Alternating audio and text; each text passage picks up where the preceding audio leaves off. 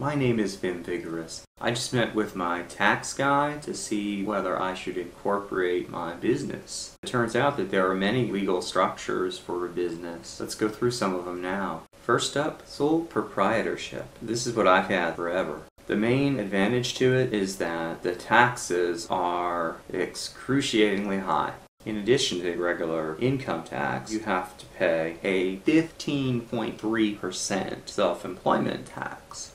A tax this high forces halfway intelligent people to look to a different structure for their business. At the same time, a tax this high punishes stupidity by taking most of the money away from unreconstructed dimwits. Painful in the short run, but in the long run, we want a world where it's the smarty pantses who have control over the resources instead of, and I'm quoting the federal tax code, retardy pantses.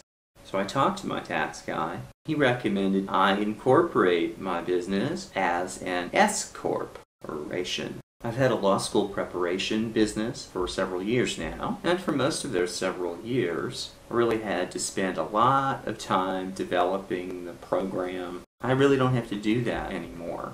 Total hours have gone down. The effective hourly rate has gone up quite a bit.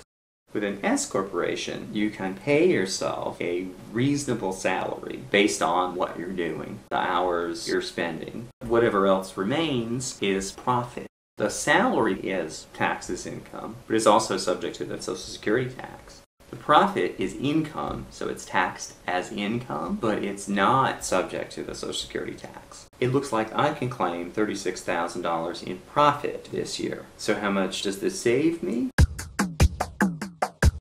We have about $60,000 in expenses every year. I'm including taxes, and I'm trying to get to the point where I make that $60,000 regardless of whether I work. My task is to take what is now $60,000 and bring it all the way down to zero. We take our $60,000 and we subtract our $5,400 that we save by incorporating, and that brings the number down to $54,600, which in a way makes us 1/12 financially independent. But this form of corporation may not be for you. For example, you might want to form a C corporation. If you form a C corporation, you get double taxed for reasons you could look up on the internet, probably.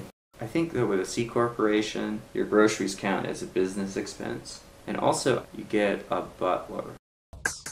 A BS corporation, which offers protection to businesses owned by scam artists. This is also on the internet. A BC corporation gives 100% tax relief to businesses that have been made obsolete. In some cases, for manufacturers of products that never had any value in the first place. And this is why in any clothing store you can still find plaid pants. If you have a mullet-type hairdo and you can prove that you've had it without interruption for at least 10 years, you could form your own BC corporation. Just you and your mullet. There's also the limited liability company. An LLC protects its shareholders from personal liability for pretty much any wrongdoing short of genocide.